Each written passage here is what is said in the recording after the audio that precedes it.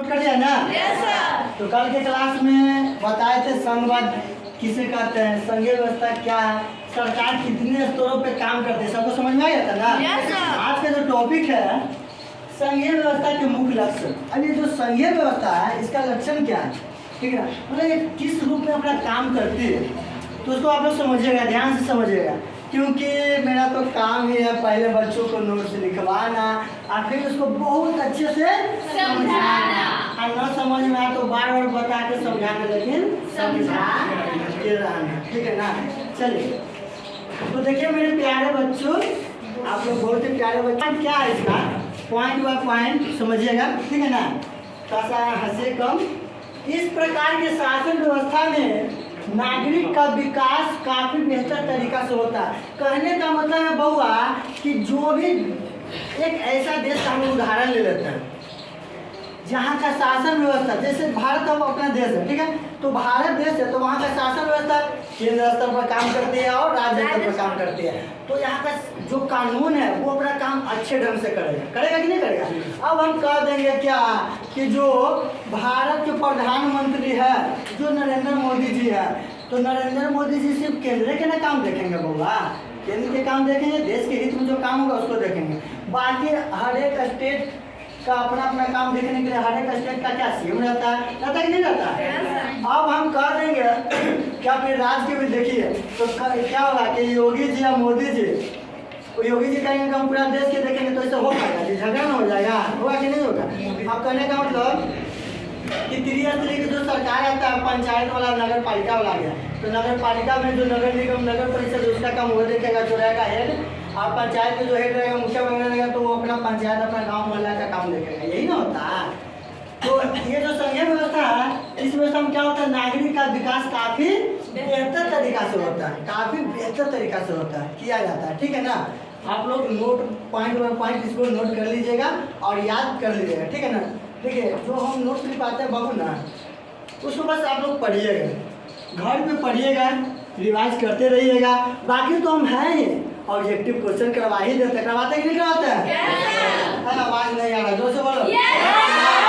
चलिए अब लग रहा है तो क्या दुनिया के कोई भी देश जहाँ पर आपको केंद्र एवं राज्य सरकार दोनों दिखे तो इस प्रकार के देश में कानून व्यवस्था बहुत ही क्या रहता है, अच्छा रहता है। जैसे एग्जाम्पल में भारत में केंद्र भी और राज्य भी, ये तो समझा दिया, कोई दिक्कत नहीं।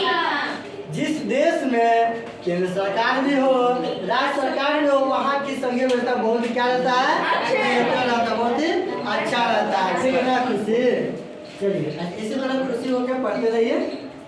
यह देखिएगा जहाँ सॉरी ये तो समझा दिए, जैसे भारत आगे बढ़ देखिएगा भारत के संविधान में, इसको समझिएगा बाबू, ये पॉइंट नहीं समझ में आएगा तो थोड़ा सा हाथ खड़ा करके आप लोग पूछ सकते हैं, ठीक है ना? तो चलिए पढ़ लेते हैं। भारत के संविधान में यह बता दिया गया है कि जो सरकार है चाहे वो केंद्र सरकार है या राज्य सरकार है, ठीक है, या फिर तीसरे स्तर की सरकार, उनके ऊपर बता दिया जाता है क्या ना कि इनका असली काम क्या है, ठीक है ना? देखिए जो केंद्र सरकार है, राज्य सरकार है और जो त्रिस्तरीय की सरकार है, तीनों का असली काम पता क्या है? और असली काम है कल्याण करना, कल्याण मतलब विकास करना, आपके हित में काम करना। अब जो केंद्र सरकार रहेंगे वो अपने जनता के हित में काम करेंगे और राज्य सरकार रहेंगे वो अपने राज्य के हित में काम करेंगे। कैसे मेरा राज्य का विकास हो, कैसे मेरा देश का विकास हो, इसमें किसी को कोई डाउट दिक्कत? त्रिस्तरीय सरकार किसे कहते हैं? त्रिस्तरीय सरकार किसे कहते हैं? क्या नाम है तुम्हारा? विक्की, ठीक है? तो बाबू सरकार किसे कहते हैं? त्रिस्तरीय सरकार किसे कहते हैं? एक स्तर तो केंद्र हो गया जो केंद्र में आता है, ठीक है, राज्य जो राज्य केंद्र में काम है। त्रिस्तरीय आपको शायद लगता है कि कल बताए थे, ठीक है? त्रिस्तरीय में एक आपका हो गया नगर परिषद, नगर पालिका जो अपने नगरों के हित में देखेगा काम करेगा, एक हो गया ग्राम पंचायत, ठीक है ना? त्रिस्तरीय में पंचायत आता है और नगर पालिका ये सब आता है, ठीक है? कोई दिक्कत भी कीजिए, समझ गया ना? चलिए तो आज का कल का जो 4 टॉपिक था सब टॉपिक हो गया समाप्त। अब उससे कुछ ऑब्जेक्टिव क्वेश्चन हम लिख चुके हैं अपने प्यारे बच्चों के लिए। तो मेरे प्यारे बच्चों, आप लोग बताइएगा उसका जवाब, आंसर दीजिएगा थोड़ा समझदारी से और बारीकी से प्रश्न को समझिएगा। हाँ, तो बच्चों, आर यू रेडी? यस चलिए, कौन सी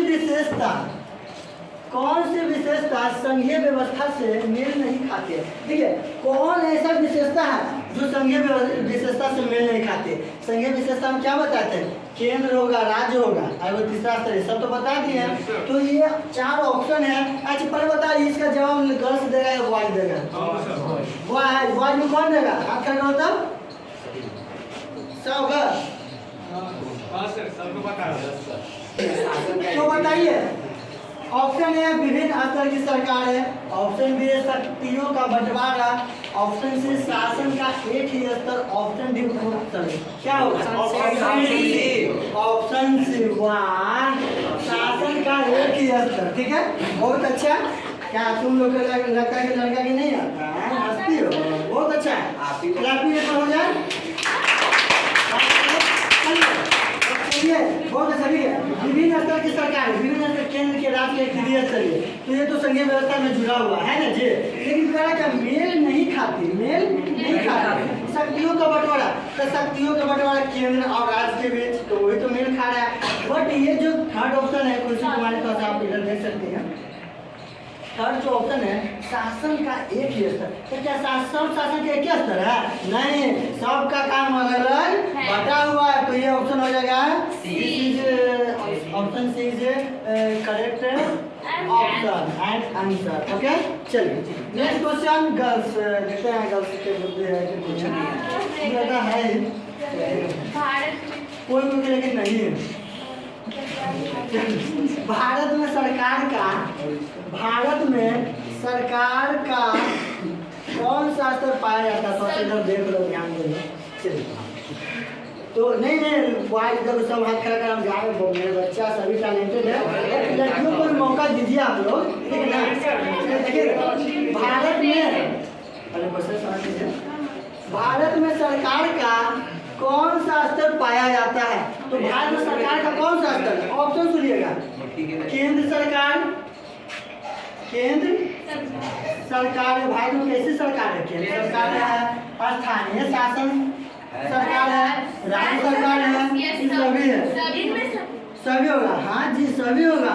केंद्र का काम केंद्र करता है, स्थानीय हो गया, गाँव शहर के काम स्थानीय सरकार करता है, और राज्य के काम कौन करेगा? राज्य सरकार। तो इनमें से सब। वाह, बहुत अच्छा। तो बाबू देखिए, ऑब्जेक्टिव बाय ऑब्जेक्टिव, जैसे पॉइंट बाय पॉइंट आपको समझाते हैं, उसी तरह से ऑब्जेक्टिव करवाते हैं। बस वही ऑब्जेक्टिव आज की क्लास में रहेगा, सब समझ गए ना? और देखिए, अब क्लास ऑफ करेंगे, आप लोग नोट कर लीजिएगा। होमवर्क में है, होमवर्क में कुछ क्वेश्चन दिए हुए हैं, 4 क्वेश्चन है, उसका समझा देते हैं, समझिएगा, ठीक है ना? जितना पढ़ाए हैं उसी से रिलेटेड है, आप लोग खुद से करके आइएगा, सब कर लीजिएगा ना? अरे प्रॉब्लम हुआ तो हम है ना। तो फिर अधिकार क्षेत्र क्या है? अधिकार क्षेत्र क्या, याद कीजिए। अधिकार के बारे में हम बताए थे, इसका क्या अधिकार होता है। जैसे बच्चे, कोई को बच्चा का अधिकार है टीचर से लड़ना, ठीक है ना? है कि नहीं है? चलिए, ऐसी बात नहीं, मजाक कर रहे हैं। चलिए देखिए, आप इसको आपको घर से बना के लाना है, ठीक है ना? सेकंड क्या है? सत्ता का विकेंद्रीकरण किसे कहते हैं? थर्ड है, संघीय व्यवस्था में सरकार कितने स्तर की होती है?